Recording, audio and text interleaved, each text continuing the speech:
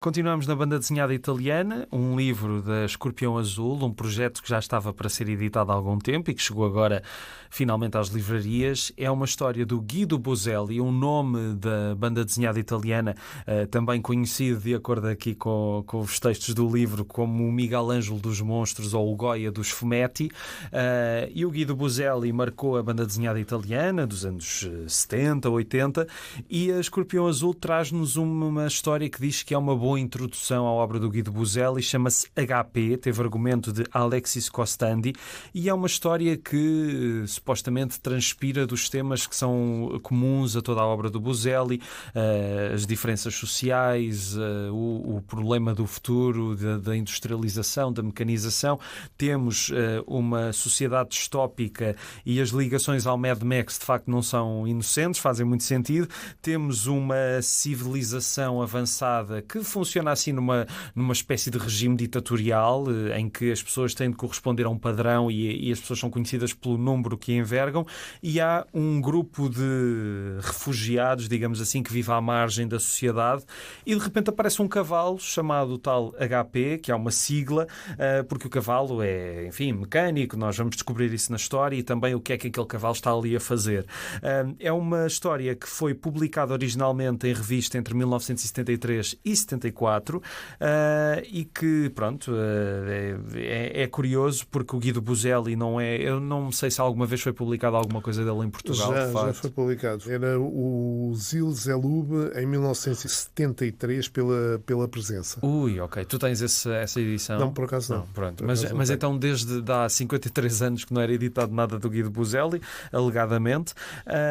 E enfim, tem este lado de distopia pós-apocalíptica que é curiosa. Tem um ótimo preto e branco. A narrativa segue várias personagens e de facto é preciso dizer que cada capítulo tem um número limitado de páginas e percebemos que há aqui muitos constrangimentos do formato de publicação. Mas com os constrangimentos, as ramificações entre as várias histórias, para mim, foram bem urdidas o suficiente para eu não me perder no meio daquilo tudo, mesmo tendo em conta essas limitações dos tamanhos dos capítulos. O final acaba por ser algo apressado, talvez por razões editoriais da publicação em revista, mas acaba por ser complexo e eu fiquei com vontade de daqui a uns tempos voltar a ler e refletir sobre o que aqui é posto em causa. Dizer ainda que a capa contra capa e as páginas têm um tom metalizado curioso, e pronto. Como é costume Sim, vão associando cores a cada livro. E enfim, olha, também gostei bastante de descobrir. Quero ver mais coisas do Guido Buselli cá. Eu também sou fã deste tipo de histórias, mas pronto, não sei o que é que tu queres dizer. Pois, isto aqui começa pela primeira. Lá estamos aqui a falar de uma história de aventuras. Exatamente. Pronto, não estamos aqui numa... Começámos por um romance gráfico com uma mensagem, etc. E agora já estamos a falar aqui de dois livros que, independentemente de terem uma mensagem ou não, é mais uma história de aventuras à partida do que, pronto, este tem mais uma mensagem maior do que o Fanfula. Sim, e tem ligações mesmo à nossa atualidade que são engraçadas. Certo. Não é? Aqui também, sabes, depois aqui tem uma coisa que, quando eu li isto, cruzou-me aqui estes livros que são da minha altura, depois tem isto, cruzam-me uma data de coisas.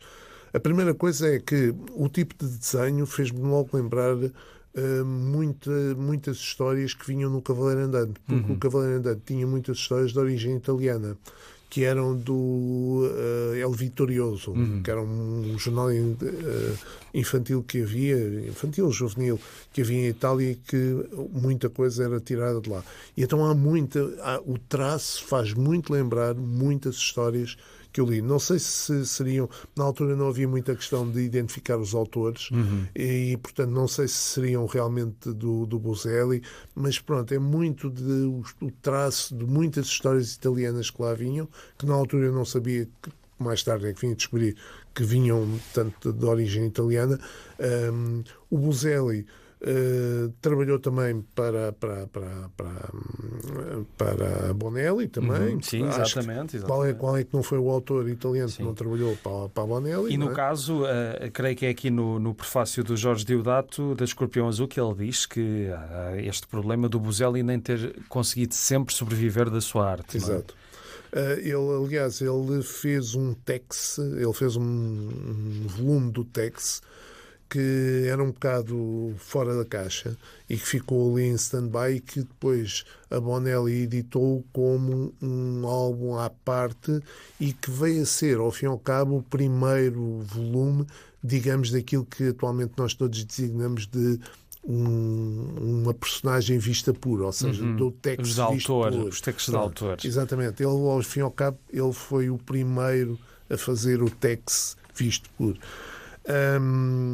Depois, aqui, eu acho que este volume tem uma coisa muito interessante e que me lembrei de falar aqui, de te chamar a atenção, que é esta história, como tu dizes, isto tem origem mais ou menos em 73, 74. Sim.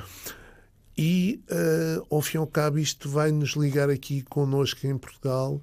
Isto teve aqui não só a mensagem, como o desenho, etc. Estamos aqui a fazer a demarcação da banda desenhada, daquela banda desenhada infantil, sim, para uma banda desenhada mais adulta. E, ao fim e ao cabo, vai chocar com o aparecimento da Visão, exatamente, que é mais ou menos na mesma altura. Pois, exatamente. Portanto, há precisamente esta descoberta e este ir por outros caminhos, com mensagens, claro que temos aqui muita influência. O Flash Gordon ali é evidente, aqueles indivíduos que andam lá pelo ar e tal, e não sei quantos. O próprio mundo dominado, pronto, é o planeta Tamon, com o Ming, ao fim e ao cabo, mas com outro nome, não é? Portanto, há aqui ainda muita influência do clássico, mas já há aqui uma procura por outros caminhos. Que, ao fim e ao cabo, a Visão em Portugal também é uma boa referência. Mas é engraçado pensar nisso, que esta história, sendo tão próxima da Revolução, não é? Como é que não foi publicada cá, não é? Há tanta... Eu ainda há uns dias fui ver um filme espanhol dos anos 80 chamado Los Santos Inocentes, que é um filme sobre trabalhadores agrícolas que estão a trabalhar numa grande herdade e são maltratados pelos patrões, e o filme é de 84, eu pensei, mas como é que isto nunca estreou em Portugal? Sim, mas porque naquela altura, então se fosse 10 anos antes ainda mais sentido fazia, mas há coisas que mesmo em liberdade que tínhamos proximidade e que não chegaram, e esta história faria todo o sentido no novo contexto. Mas é que repara, a questão aqui depois, eu percebo o que tu estás a dizer, mas naquela altura havia tanta coisa que nunca tinha cá chegado. Pois.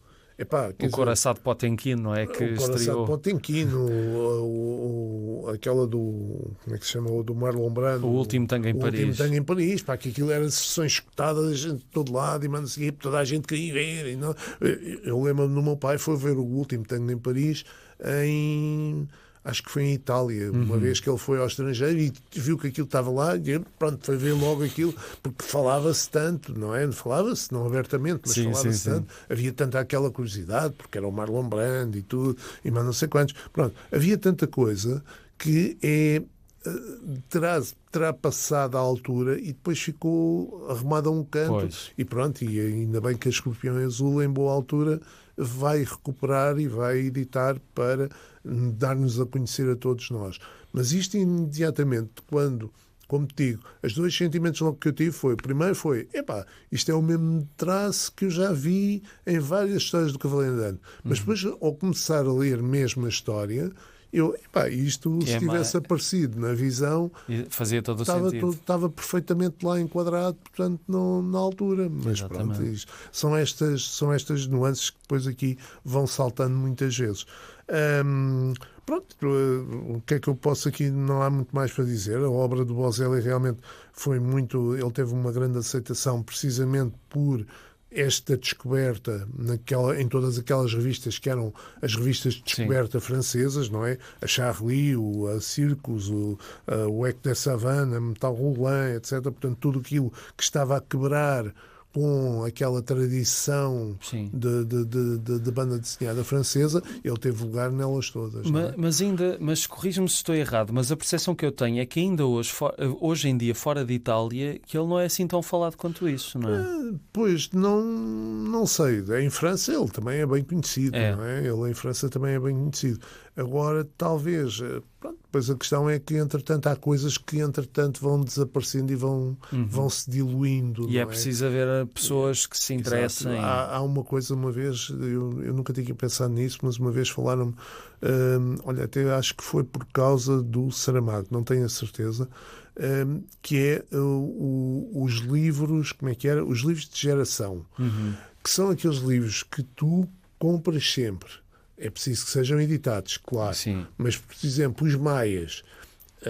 O meu pai comprou os Maias. Eu comprei os Maias. Eu tenho quase a certeza que provavelmente o meu filho irá ou não comprar os Maias. Portanto, não vai ler os meus, tal como eu não li os do meu pai. Pronto, há livros que são os livros de geração.